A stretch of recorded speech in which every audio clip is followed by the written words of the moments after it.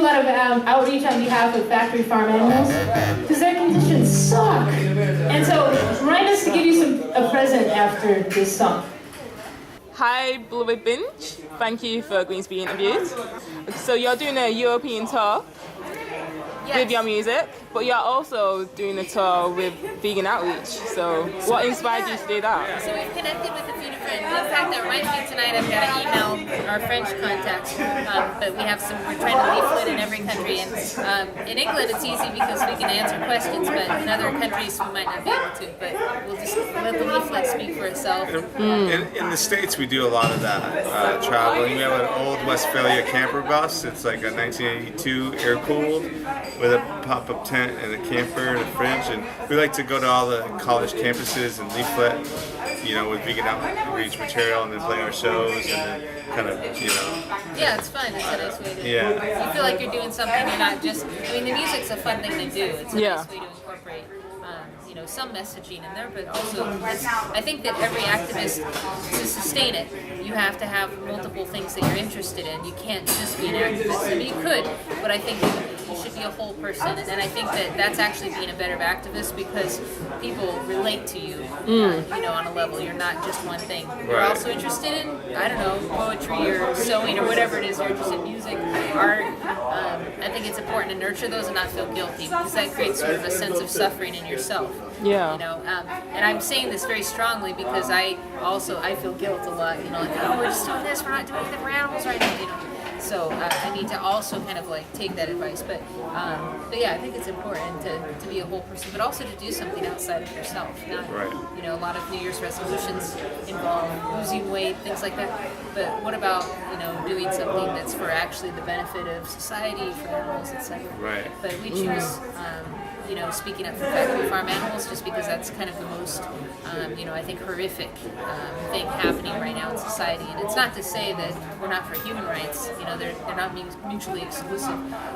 But where we're focusing our energy is something very simple that people can do 3 times a day. And so it's something that can empower people to realize they can make a difference with this choice. Whereas a lot of things, it's so far removed, it's hard to actually do anything about the problem.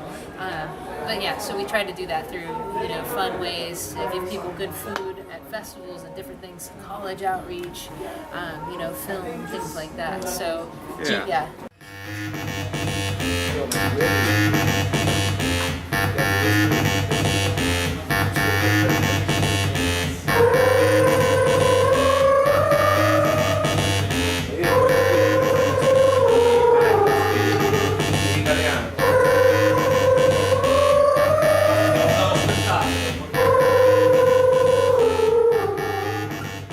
Do you see the impacts of the outreach that you do? Have you seen people become vegan because of it?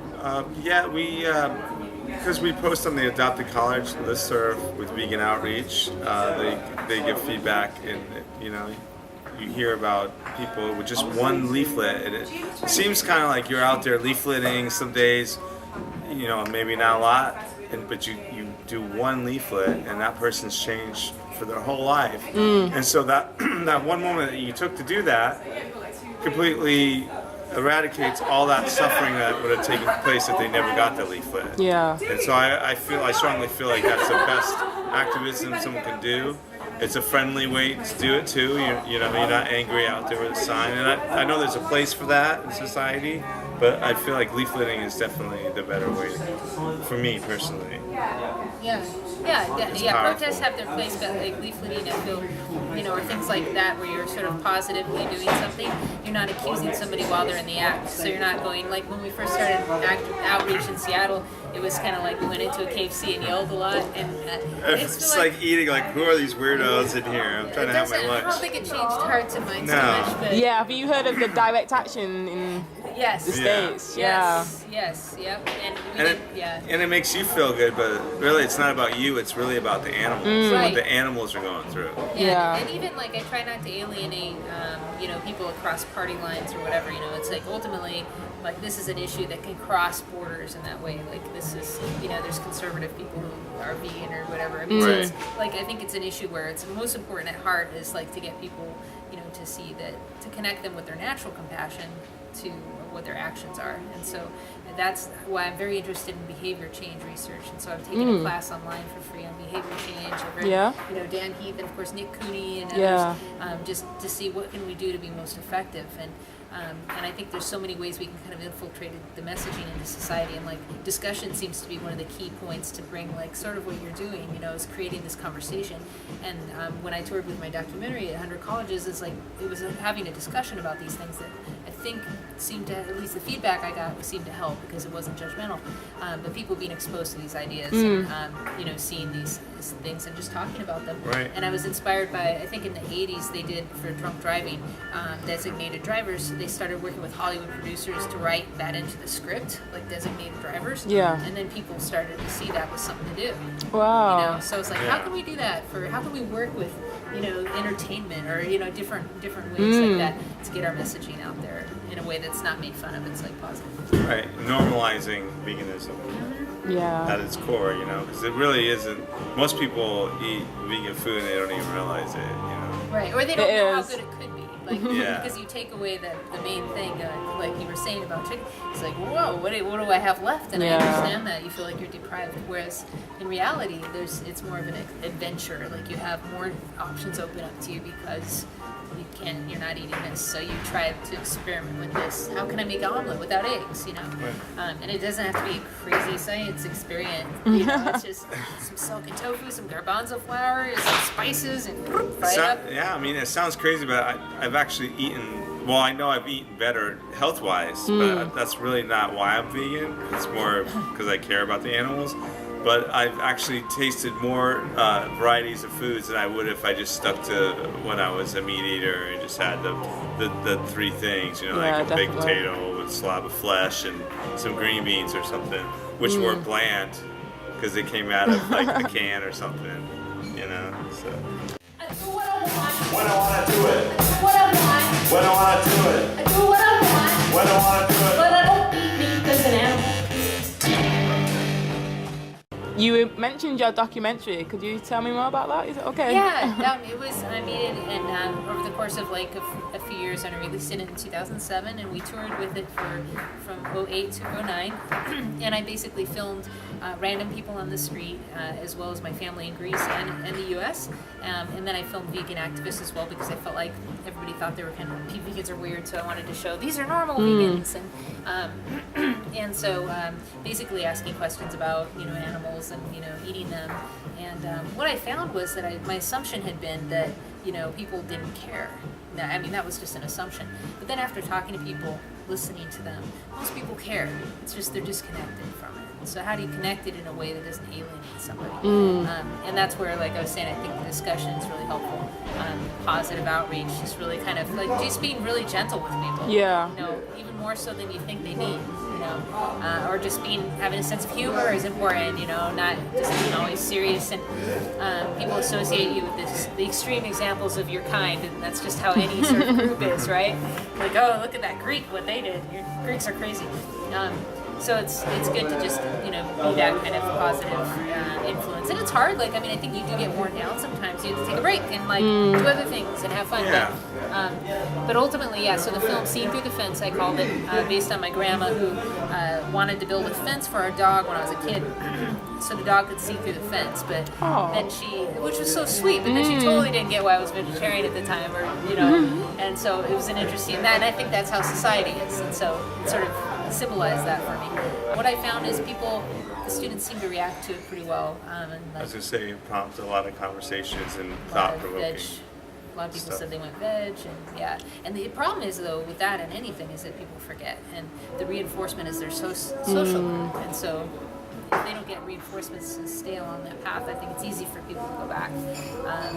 So I think we as activists can kind of be that reminder in ways in society. So, but I think, yeah, film can be very powerful, I think. It can be why people go veg or vegan. This film was kind of one of the high. Oh, the high okay. ones. Yeah. But again, like, you don't know, like, was it the film or was it other things that led up to the film? Yeah. Yeah, sometimes. It's a combo. Yeah, it's like this tipping point, right? So where's the tipping point? Yeah. Like they see and they hear things, and then they watch something like Earthlings or Forks Over Knives or something, Right. and then they're just like, I can't do it. Like, Right. It finally added all up. Like, Or it's enough of a push. Yeah. Did you watch Speciesism? That was another good. That was a good one. Yeah, I think so. I didn't listen to it. That one was good. I mean, he's more recent, but it was a similar style to kind of what I was doing, but with better equipment. But I liked. He really probed deep into why, and it sort of highlighted the ridiculousness of our sort of assumptions about animals and why we eat them, and in a nice way, and it was entertaining. So I recommend it. Speciesism. That's cool. I just don't like the title because I feel like that'll put off people from seeing it. But yeah, it was good. It was a good film.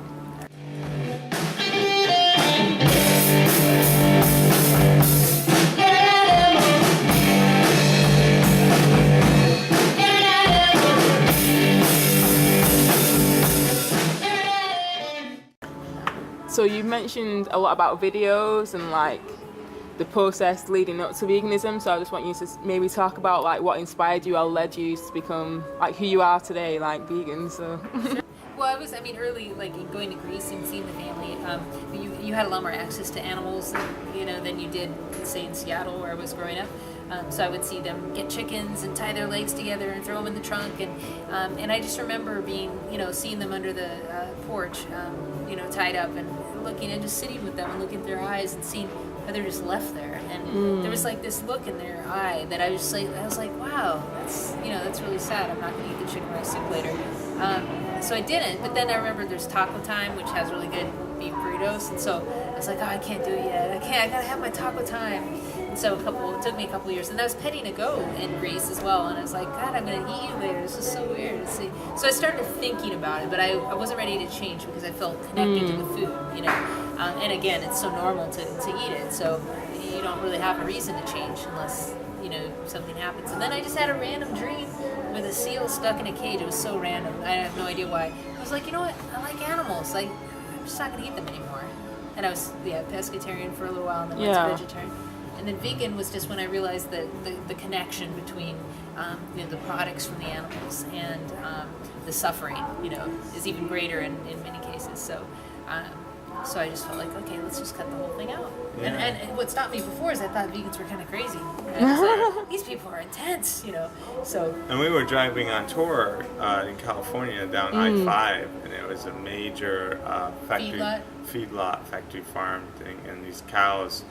It was devastating to see them covered in mud. Like there was no grass. It's not like you see thousands of cows. Yeah, it's just like thousands of cows, and like you're driving literally the highway's going right through it, and it's like on both sides, and it was just horrible. We pulled over, and they wanted to play with us, even with all that misery they were going through. They were watching, they were following us, going through the gate, and just like trying to play with us. And I was like, just at that point, it just really hit home. Like, so you just, because in the city you don't see the process that leads to it. So it was interesting to see how, in a way it's out there, but it's still kind of hidden too, because it's not connected. I mean, there's these huge semis driving by and like shaking our car, and you can imagine how the animals feel like. Behind the. And that's not even the worst of it for them. Oh, I know. But yeah, it's sort of the sad, forgotten thing. And I think I've always been sort of a champion for somebody who's not treated well, animal or person. So it hits you. So you're like, okay. And then we wanted to just take it a step up and actually not just be vegan, but let's get active and And that's when we joined NAR, Northwest Animal Rights Network. Oh, cool. Seattle, Washington. But now we do other outreach in North Carolina. Yeah. So I do a Bowl City Vegan Challenge, which is like getting local restaurants to serve a vegan dish. The public votes on the best one, and then it's publicized and we get it out there. Yeah, that's and so cool. And then people really love it. And half of our surveys are from not vegetarians, so people participate just for the fun of it. And then they see vegan food's good. The chefs see they can cook it, and so we do that about once a year. And it's for a month, and it's fun, like 10 restaurants or so. So we do stuff like that. Yeah, it makes it fun. Yeah, I mean, just getting someone to even cut back their meat consumption, that's a huge benefit to them. Yeah, definitely. It's not this all or nothing thing. They can just take baby steps. I do what I want. I do what I want. I do what I want. When I want to do it. When I want to do it. Do what I want. When I want to do it. But I don't eat meat as an animal. Grew it.